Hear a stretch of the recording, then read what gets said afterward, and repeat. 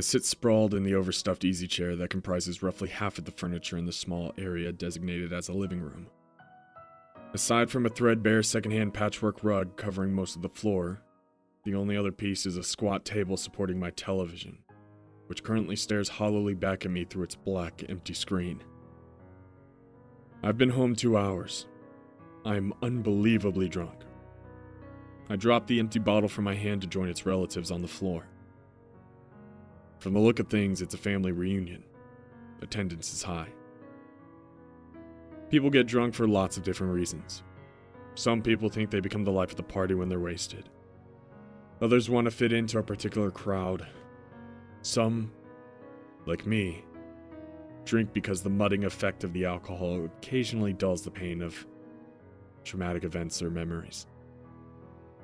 The really lucky ones are actually able to use it to forget. I've never had that option. God, I wish I could forget. I want to forget. For me, the alcohol only takes the edge off. Sometimes. Most of the time, it doesn't even do that. The buzz just sort of gives me something else to focus on. But, like tonight, if my thoughts happen to turn to that time, to that place, to that thing, I shudder involuntarily. God. So much blood. So much pain, so many screams, so many. I lurch up from my chair and run, staggering to the bathroom, flinging myself at the toilet. I barely make it before an inadvisable amount of alcohol forcibly removes itself. Twice. I stay hunched, clinging weakly to the bowl. All hail the porcelain god. Sometime later, satisfied that I have finished retching for the moment, I return to the living room, stopping by the fridge to grab another beer along the way. Just threw up a bunch of alcohol. Need to keep up the pace if I don't want to start sobering up. I settle back into my chair. As always, despite my best efforts, I have perfect recollection of the evening's events.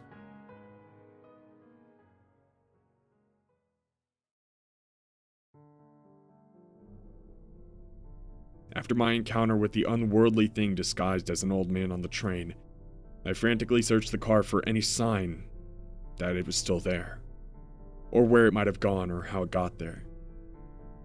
I went over the length of the train car for a second time, replaying the sequence of events yet again, trying to convince myself that the whole thing was just a dream, that I'm not crazy. When the Overbrook stop arrived, I picked up my valet and exited the train, the Glock still held in my right hand and concealed in my coat pocket. From that point, I think my brain shut down for a little while. I remember the walk home, but it's like looking at it through a thin film of gauze or underwater. The motion seems slower, the time takes longer. The fog still crowded around me, but I hardly noticed the lack of vision its sinuous creeping provided. I've walked the path 100 times. My legs worked on autopilot. I was about a block away from my apartment when the man spoke to me. "Hey man, that's a nice fucking coat." I turned slowly toward the voice, aware but not aware. I could feel my body move, but like a puppet on strings pulled by someone else. I dimly comprehend the two men facing me under the muted glow of a streetlight. Barely more than boys, really. In a different world, I might have taught them history. God knows what circumstances forced them outside on a night like this. Doesn't really matter. One stood around 6'2", the other a bit shorter, dressed in the current urban fashion, their clothes loose and baggy. Both had bloodshot, sick-looking eyes and builds entirely too skinny, emaciated. The small part of my mind that still acknowledged my surroundings registered that these two were extremely dangerous. "You fucking stupid or something, man? What's that fucking look you giving me, man? Yo, Tio, I think your boy over here tripping or something." "Think you might be right, Dre. Look like somebody beat the shit out of this fool already. You tripping, bitch?" Awfully nice fucking coat to be tripping. You best be giving that over here. The smaller of the two cautiously approached me from the side, wary as if I was a sleeping dog that might suddenly wake and decide to take a snap at his hand. In a way, I suppose I was. I stood still, dully looking ahead. I felt a slight pinch from the marks on my shoulder. The one called Dre gave me a look over. Hey, Tio, what's he got in the bag, man? Think he's got some bills in there? Let's see what you got in his bag, man. Let's see if you got some money on you. Tio started to remove the valet strap from my shoulder. A moment later, he was sitting on the ground, hand clamped to his mouth, blood seeping through his fingers. One of his teeth lay next to him on the wet pavement. I stared at him in surprise, looking down at my hand, knuckles bleeding. I realized I'd hit him. The fuck, man? What the fuck? Tio's face was livid. Dre howled with laughter behind him. Yo, Tio, man, that bitch popped you good, right in your fucking hole. Tio wiped his lips with the back of his hand and spat another tooth flying from his mouth. His face was set in a hard expression. Couldn't be the last thing he does too, man. Tio's speech sounded off as he tried to talk around two missing teeth. He pulled a knife from his pocket and flicked it open, the streetlight catching the small hard blade. Think you're funny, motherfucker? Think you're just gonna hit me, ain't nothing gonna happen? You're fucking wrong, man. You dead fucking wrong. His lunge was wild, sloppy, but would still do serious damage if it connected. Seeing it through the slow-motion fog that my mind was currently operating in, I had all the time in the world to sidestep, catching the arm holding the knife, and tightly gripping his wrist with my other right hand. I drew my left back and drove my palm against his elbow, hard, simultaneously jerking his wrist toward me. With a sickening snap, Tio's arm bent the wrong way against the joint, the knife clattering to the ground. He screamed, "Oh my fucking god, man, my arm! Motherfucker broke my goddamn arm!" I let him go, and he crumpled to the ground, curling into the fetal position. He cried, cradling his broken arm. "Oh god, it hurts! It hurts! Oh god, oh god, oh god!" Tio! Dre's expression was one of open shock. Apparently, this was the first time any of their victims ever resisted. "You crazy son of a bitch, shouldn't have fucked with my man like that. You just bought yourself a one-way ticket to hell." I bent and picked up the knife, folded it into my coat, and stood straight, hands in my pockets. My face placidly unaware of the whimpering head at my feet.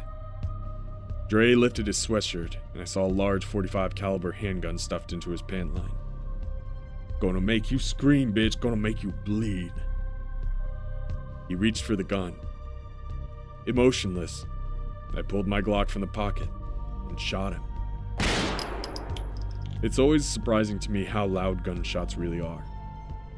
In shootouts on television, the characters have lengthy conversations punctuated by witty quips while firing gigantic machine guns, explosions going off all around them. In real life, a gunshot is incredibly loud. When bullets are flying, the last thing anyone thinks of is banter. In this case, it took a second for me to regain my hearing enough to recognize Dre's inarticulate cries over the ringing in my ears. His pistol lay next to him on the ground, where he feebly thrashed, shocked at the gaping hole that had, as if by magic, suddenly appeared in his shoulder. I calmly stepped over and kicked the gun away, sending it skittering across the street. I stood over the wounded man, frowning.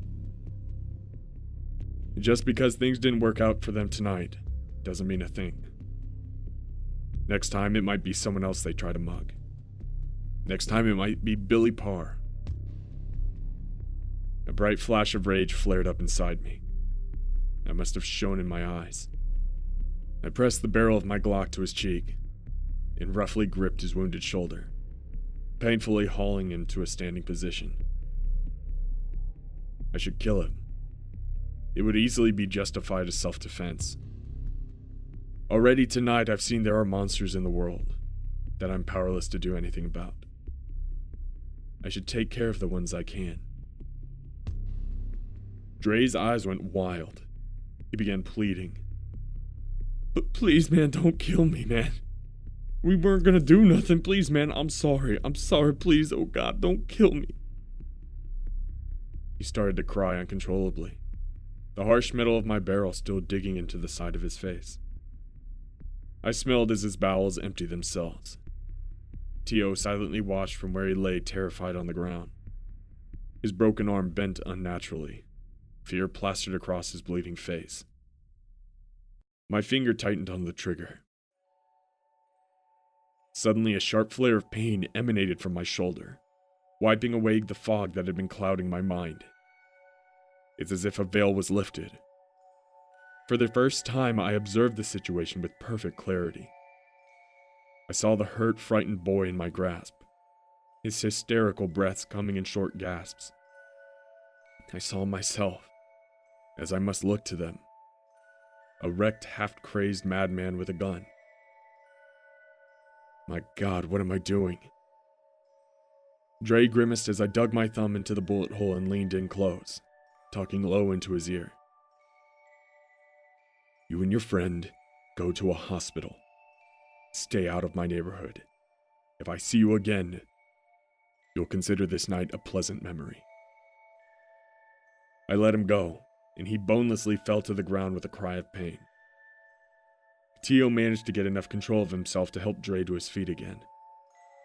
I numbly watched the two of them stumble off blindly into the fog in the general direction of a hospital, horrified at what I had almost done.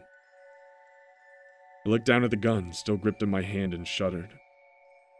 I flipped the safety back on and reholstered the weapon, picked up the single piece of extended brass from the pavement, and put it in my pocket.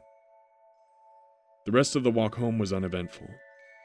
I took my time, knowing that the frequency of gunshots and gang violence in this neighborhood would not hurry a police presence. I couldn't stop shaking. I finally reached my building, opened the front door with my tenant key, and walked down the hall to my door. Moving like an automaton, I unlocked the 3 deadbolts in succession, heaved open my slab of a door, stepped inside, and disarmed the security system. I dropped my valet by the door and painfully shrugged out of the pea coat that had attracted so much unwanted attention on my walk home. Hanging it on the hook by the door, I moved through the small living room toward the bathroom attached to my bedroom, briefly making a side trip to grab the first of what would ultimately be many beers from the kitchen. I finally heard approaching police sirens in the distance. Not that I had anything to worry about. The fog was thick enough that all of our features were sufficiently protected from any potential witnesses. I stripped, tossing the gun in its holster onto the nightstand next to the bed. I examined my shirt. A dark smear of blood from the oozing mark had soaked through the shoulder. I checked over my wounds and confirmed my initial assessments. The scalp was ugly but shouldn't require stitches. The lump over my eye wouldn't win me too many beauty pageants, but once the swelling went down, would be fine. I may even look almost normal by the time classes resume after Thanksgiving next week.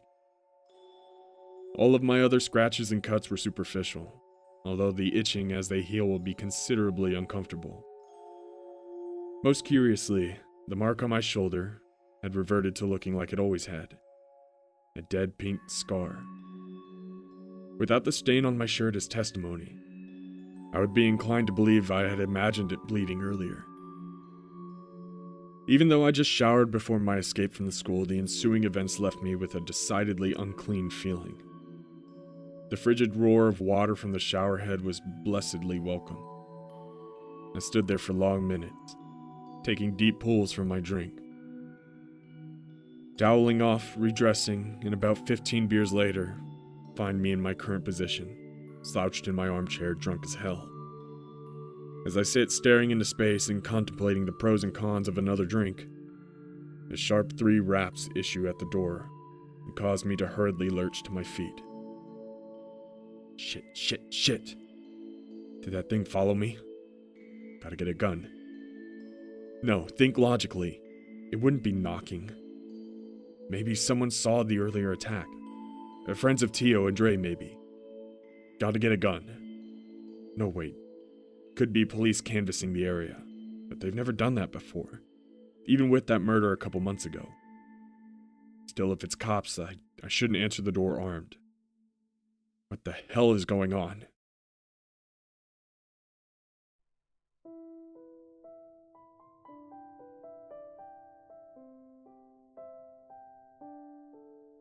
Well, ladies and gentlemen, I hope you enjoyed part 4 of The Soldier.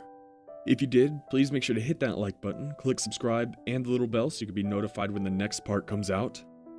Tell me in the comment section down below how you're enjoying the series, and as always, my Darkness Militia, have a terrifying evening.